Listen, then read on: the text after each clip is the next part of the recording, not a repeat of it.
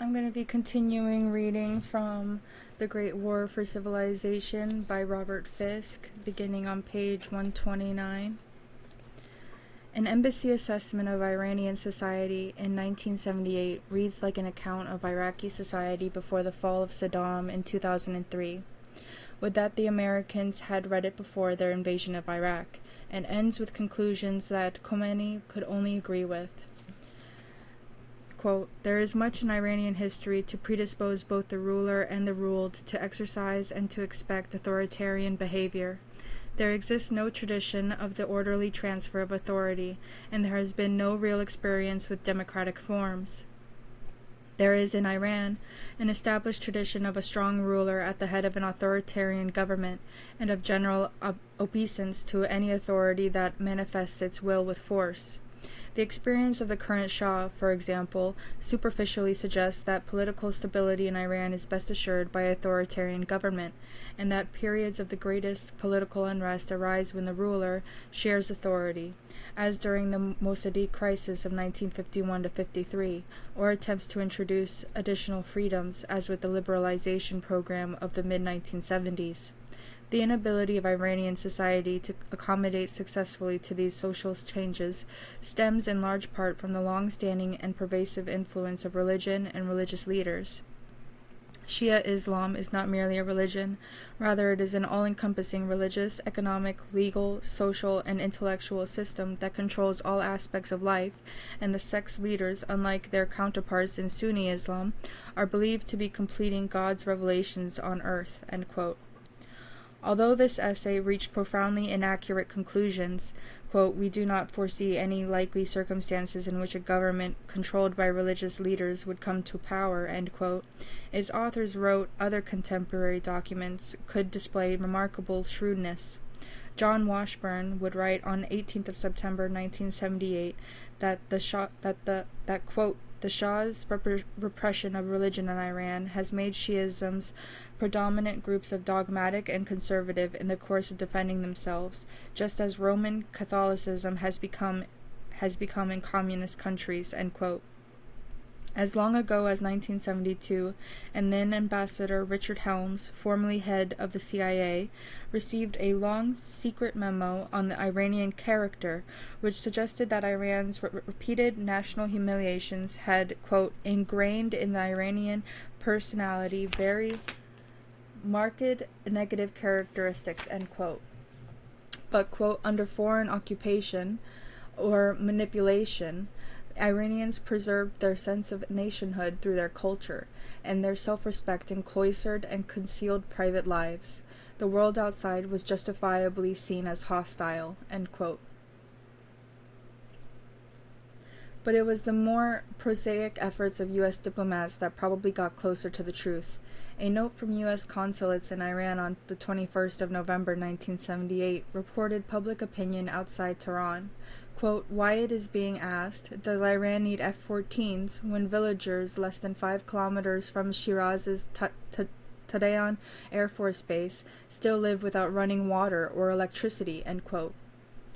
There's an asterisk at the end of that goes to asterisk. There seemed no end to these revelations. Among the last of the documents released by the government were secret papers inexplicably abandoned in the Iranian eastern desert on the 24th of April 1980, when the Americans aborted their attempt to rescue the embassy hostages, after a C-130 and a U.S. helicopter crashed into each other, killing 8 U.S. servicemen. The documents, produced in book form by the Iranians, complete with fearful pictures of the fire-scorched bodies of some of the dead Americans, included dozens of high-altitude and satellite photographs of Tehran, emergency Iranian landing fields, maps, coordinates, and code words, which the rescuers were to use in their transmissions to the U.S. aircraft carrier Nimitz. That's the end of the asterisk at the bottom. What none of the U.S. Embassy archives predicted was the brutality of the Iranian Revolution, the extraordinary cruelty that manifested itself among the so-called judges and jurists who were predisposed to torture and kill out of whim rather than reflection. At the end of the 8-year Iran-Iraq War, this would meet its apogee in the mass hangings of thousands of opposition prisoners. but its characteristics were clearly evident within days of the Shah's overthrow, and no one emphasized them more chillingly than Chief Justice Kalkali, who had told me in December 1979 how he intended to, quote, string up the Shah when he said that. And despite his ferocious reputation, I thought at first it was a joke, a cliché, an idle remark. Of course, it was nothing of the sort. The Revolutionary Guards sitting around Kalkali when I first visited the Hojatul Islam had all been wounded while fighting Kurdish rebels in the northwest of Iran. It was hot in the little room in Qom, and the bespectacled divine was wearing only pajamas and a white apron. Quote, "You are from the Times of London," end quote, he asked, glancing in my direction. Quote, "Well, look at these men," end quote. He paused and then began to giggle in a high-pitched voice. Quote, "The rebels did this. I will not pull them out by the roots. I will kill all of them," end quote. In truth, Kalkali did not look the part. He was a small man with a kindly smile. Islamic judges at that time all seemed to smile a lot, which he betrayed when making inappropriate jokes. Asked by a reporter 2 weeks earlier how he felt when the number of executions in Iran was decreasing, he replied with a chuckle, quote, "I feel hungry," end quote. It would have been a serious mistake, however, to imagine that Iran's most feared judge, the wrath of God to his admirers, did not take his vocation seriously. Quote, "If an Islamic judge realizes that someone is guilty of corruption on earth or of waging war against God," end quote, he said, that, quote, "the judge will condemn the accused even if he claims he is innocent." The most important thing in Islamic justice is the wisdom of the judge, even if a man denies the charges against him. It means nothing if the judge decides otherwise, end quote. Hojatul Islam Kalkali naturally had no time for reporters who asked why so many Iranians were executed after the revolution. Quote, "The people who were executed were the principal retainers of the previous hated regime. They had exploited this nation. They had been responsible for killings, tortures, and unlawful imprisonment. I am surprised that you ask such questions," end quote. Kalkali displayed equally little patience when asked if his much publicized determination to engineer the assassinations of the ex-Shah accorded with the principles of Islamic justice. Quote, "We know that America will not return the Shah," end quote, he said, with it had to be admitted, a remarkable sense of realism. Quote, "So we have to kill him. There is no other choice. If it was possible to bring him here and try him, we would kill him afterwards. But since we cannot try him, and since we are sure that he should be executed, we will kill him anyway.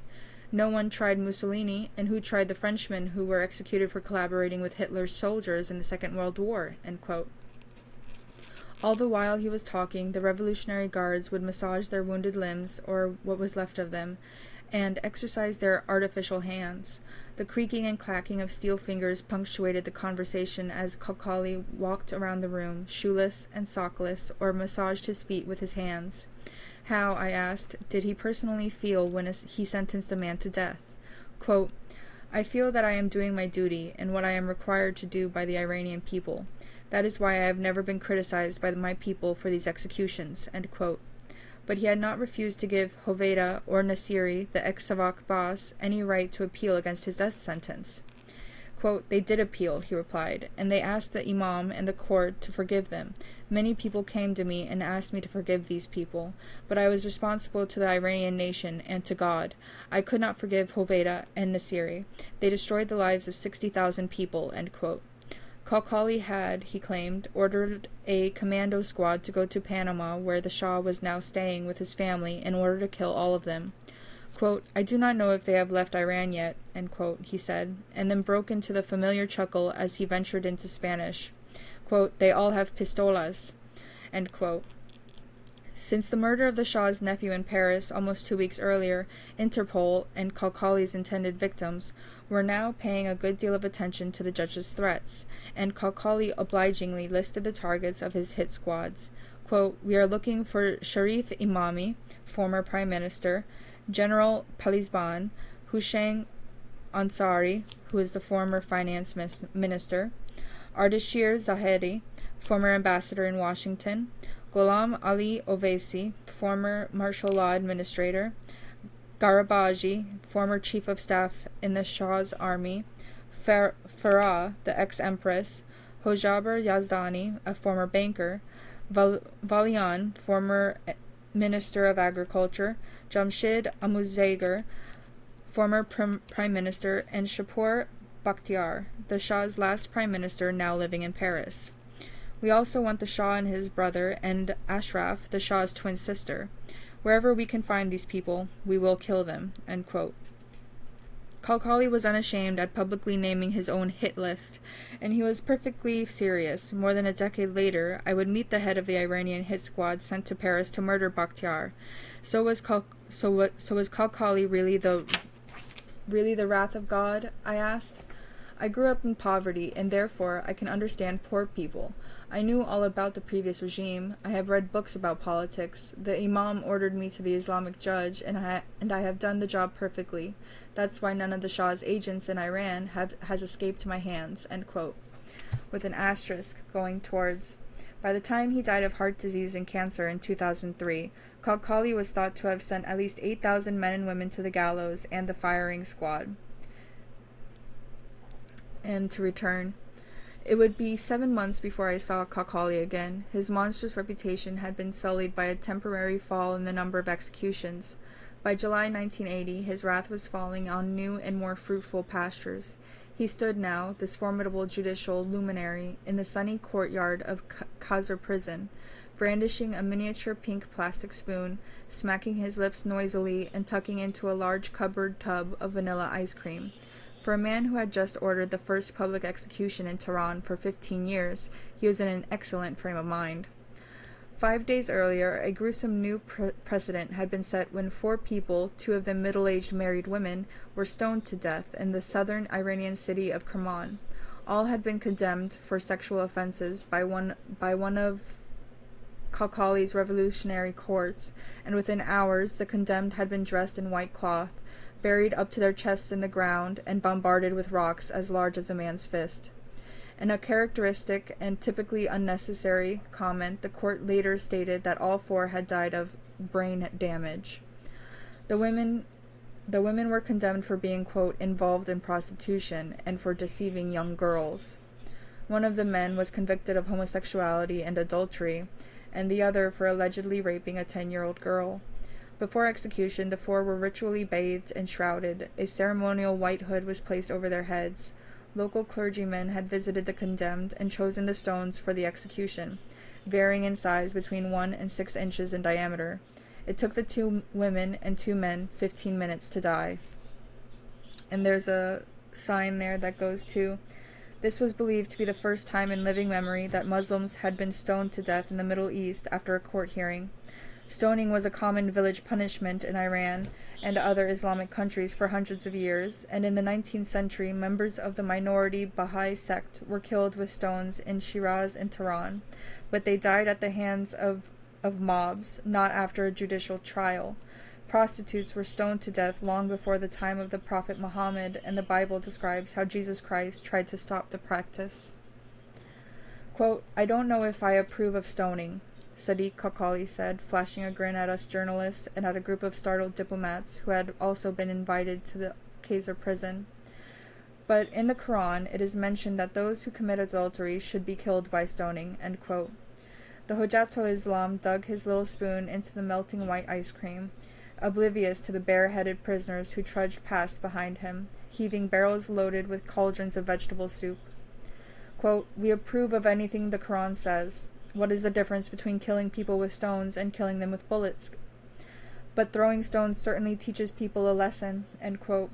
Khalkhali modestly disowned responsibility for the Kerman stonings.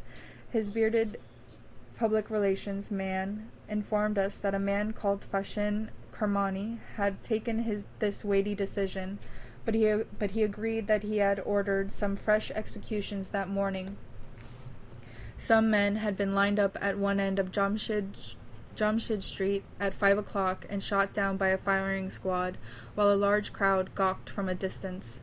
Many of those who died had been convicted of drug offenses, and it was in his role as chief of the Iranian anti-narcotic squad that the Hojat-o-Islam had welcomed us to Khazar prison to view his latest haul of contraband.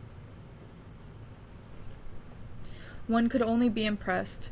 Kalkali had piled it up in the prison mosque, a magnificent frescoed edifice with a cupola of red and blue tiles, now filled with tons of opium, kilogram sacks of heroin, large sticky slabs of hashish, stolen refrigerators, ornately carved backgammon boards, a 2.5-meter wall of cigarettes. Here I thought briefly of Harvey Morris in his Router's Saturnalia. Thousands of bubble pipes, carpets, knives, automatic rifles, and rows of champagne bottles. The beautiful mosque literally reeked of hashish as Kalkali made a triumphal tour of his loot, pushing his way past 20 tons of opium and at least 100 kilograms of heroin, each neatly packed into clean white sacks. It was inevitable that he would be asked whether the revolutionary courts were dealing enthusiastically enough with drug dealers, and equally inevitable that the Hojat-o-Islam would evince a broad smile directed at the diplomats before replying, quote, "If we did what others wanted us to do, we would have to kill many people, which in my opinion is simply impossible," end quote. He said, quote, "Things could end up in a crisis. If we were going to kill everyone who had 5 grams of heroin, we would have to kill 5,000 people, and that would be difficult," end quote. In fairness, it should be added that the Ayatollah had made a fair start. In the past 7 weeks, his courts had summarily dispatched 176 men and women to the firing squads for narcotics offenses, many of them sentenced by Kalkali himself in the innocuous tree-shaded concrete building 300 meters from the little mosque. Kalkali tried hard not to look like an ogre. He repeatedly denied that he was any such thing. His small, plump frame, gray beard, and twinkling eyes give him a fatherly appearance, the kind of man who might have been more at home at the fireside in carpet slippers, with the family cat purring beside him, just so long as the family cat survived. He joked frequently with us as he made his round of the mosque, good-naturedly poking his finger into the sacks of opium that lay beneath the main cupola. Every minute or so, a young man in a pale green shirt with a pistol tucked into his trousers would clamber onto a pile of heroin bags and scream, "God is great," at the top of his lungs, a refrain that would be taken up and echoed around the mosque.